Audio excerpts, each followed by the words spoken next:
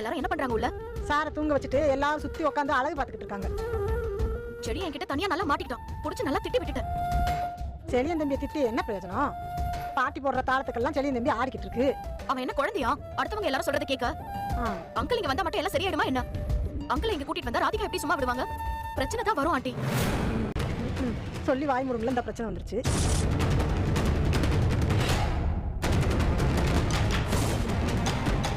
என்னம்மா அப்படி பாக்குறீங்க?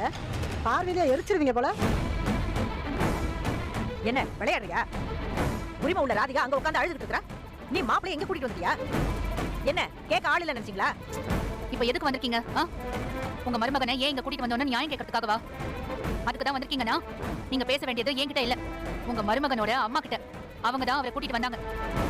அவர் இங்க வந்ததுக்கும் எனக்கும் எந்த சம்பந்தமும் இல்ல. நடிக்காத, எல்லாம் ஒரே களவாணிங்க தானே.